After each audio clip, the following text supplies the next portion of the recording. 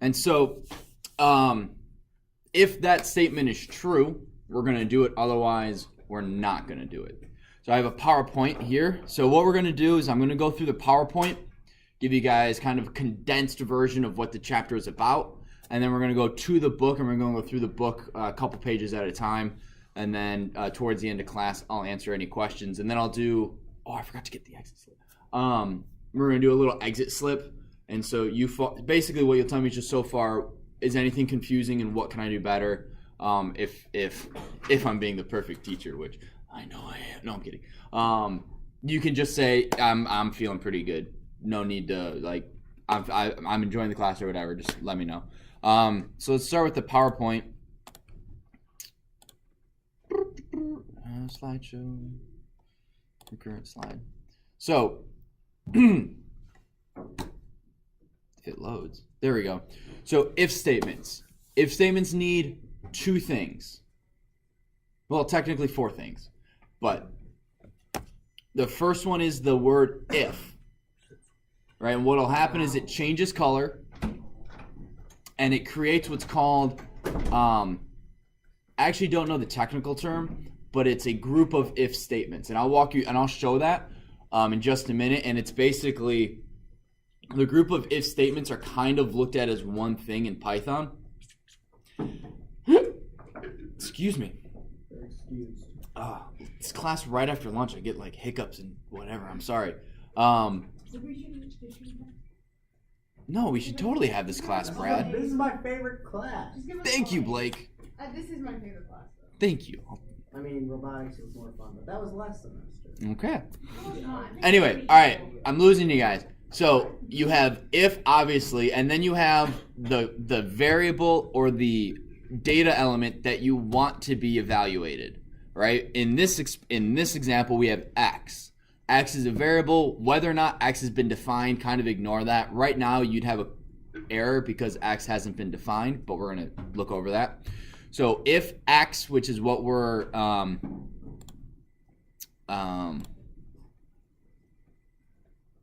if x, which is the variable that we're using, and then you have right here, which is called the relational operator.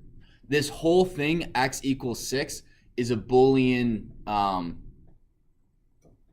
function, Boolean expression. There we go. You guys know equal than, not equal to, greater than, less than, greater or equal to, less than equal to, that sort of thing from math. It's the exact same thing. And there's a list of them I'll get to you in just one sec. And then you have the comparison, which is the thing at the very end. So the four things, I'm going to go through them again, then I'll pop quiz you guys later in the hour, is you need the if part, you need the variable being evaluated, you need the relational operator, and you need the comparison. Does that make sense? If this, blank this. You have four things. And the Boolean expressions are the whole thing that's being evaluated. So if I say to you in your homework, your Boolean expression is wrong, I mean your x equals 6, something's wrong with that. Whether or not the relational operator is wrong, your number is wrong, what you're evaluating, if x is wrong, the equal to, or the 6 is wrong. So these are the relational operators. This one, obviously, just greater than. You have less than. Greater or equal to. I don't know why that's there, the equal sign. And then you have less than or equal to. These two are the ones that you don't see in math. Equals, which is two equal signs. Because if you use one equal sign, that is us assigning that's us creating a variable. It's called an assignment operator. So x equals 6. That means 6 equals, or x equals 6. X is 6. What the double equal sign means, it's an evaluation. So is x equal to 6? Right? That equal sign basically adds the word is at the beginning. So instead of x equals 6, You do is x equal 6. So it has to be 2 equal signs. It has to be 2 equal signs. And you'll get an error when you don't. I can't remember what type of error it is, but it basically says, it stops on that line and says blah, blah, blah, assignment operator not relational, or something. I can't remember exactly, but it tells you have the wrong operation there. And then not equal to is exclamation point equal sign. Yeah, and you don't put spaces in between these. It's got to be together. I think you can get away with them, but it's just better coding to put these two together like they are here, and there's not no spaces.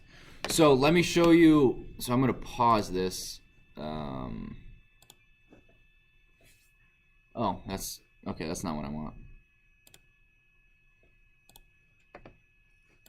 We're going to open Python. There we go.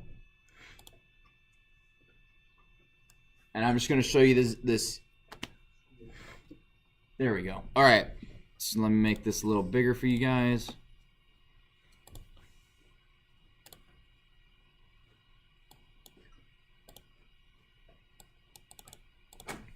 So we're going to go x is 6. So if x equal 6, you have to end it with a colon. If you don't, you get another error, and it says end of line error. Basically, if you ever have an EOL error, it means you forgot to do something to the end of the line. So EOL, it could be you forgot a parentheses, it could be you forgot a quotation mark, it could be you forgot a colon. So if x equals 6, we are going to print hooray. Is that how you spell hooray? I don't think there's an official spelling. Whatever. And you see how it's not executing the code yet. It's waiting, because with an if statement, if this, so it's waiting, and then you get line. You can basically have as many lines here as you want. And you could even have if x, is greater than 5, or is greater than 4, print, whoa. All right, and then I hit enter, and it evaluates these codes. I don't think you can do that. Okay, oh, you can. So in your code, when you're in the shell, what is this? Who remembers what this is called? The whole thing together. Starts with a B. Boolean. Close to bowl. Close to bowling. But it's Boolean or Boolean. Boolean, I don't know. I can't remember. But this is the Boolean expression, and you can just type it in to see if it's true. If I do x equal 7, I get a false. X greater than 0 is true. X less than 100. X doesn't equal 7. So does that make sense? You can test it to see whether or not this is all an if statement is doing. It goes if x is equal to 6. If that is true, we're going to do these things. If it's false, we're not going to do anything. So let's go if x is less than or equal to 5, print, oh yeah. Well, it didn't print anything. Why? Is because this is deemed what? True or false by Python? False. Correct. This is a false statement. You guys tracking with me? Cool. Let's hop on over. So these are all the relational operators. I don't think we're going to get into logical operators yet. Are they in here? No, they're not. Okay. So the next thing we're going to do is we're going to talk about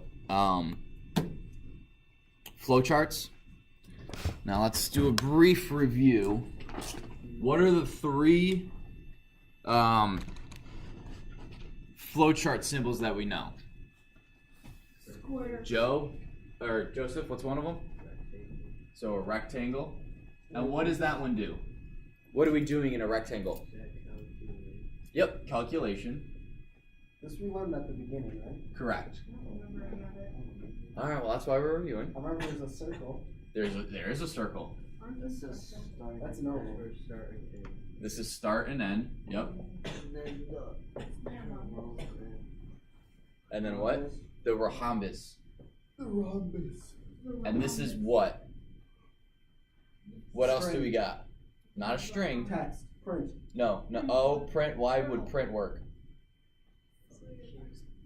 Function. What? Function. No. Function. Yep. Input or output. Ah. So in here, I'll zoom in a little bit. With what's called like a decision structure or a flow control, you have a diamond. So it's basically if x equals 6, you have a true that goes one way, and you have a false that goes another way. Actually, I don't like that. Depends on how you're coding it, but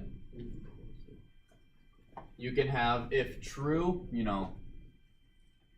well, this would be an output because we would say wear a coat. All right, and then the program we could end it.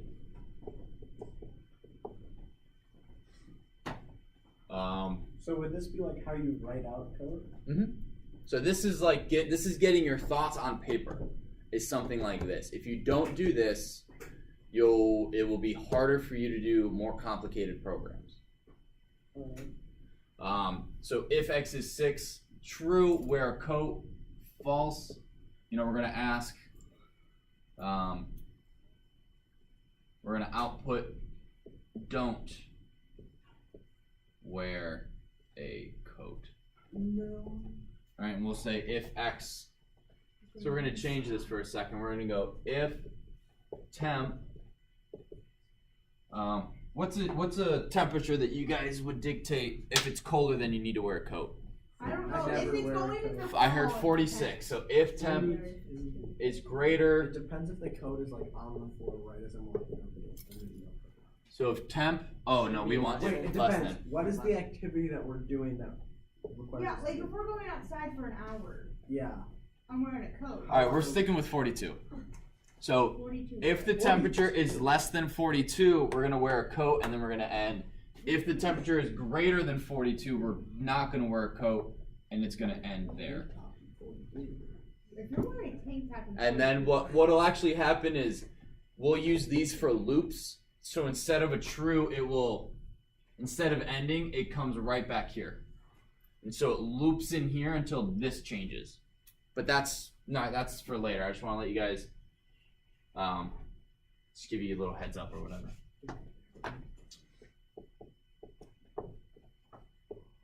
All right, do you guys have any questions? What is the meaning of life? You have to meet me after class to answer that one. But any Python related questions so far, specifically about loop if statements? Will we be doing this like on quizzes and stuff? Mm-hmm. Wait, doing what? Like Flowcharts? Yeah. Yes. Okay. Maybe not on quizzes, because maybe on quizzes, maybe on homework.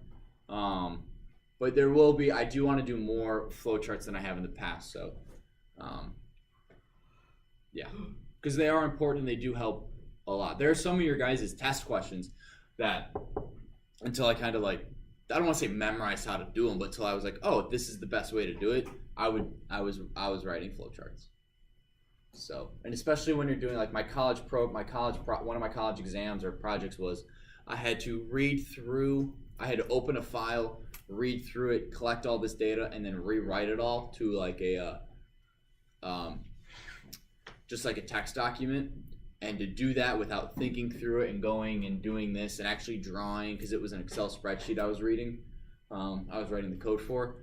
So if you're not like, okay, so this is my Excel spreadsheet, and this is the time of the earthquake, this is the location, so this is index 0, this is index 1, this is index 2, this is index 3, index 4, and I want, the magnitude, so I want each line index 2, and then for my next section of code, I need the time, and like, so without putting stuff on paper, you get lost.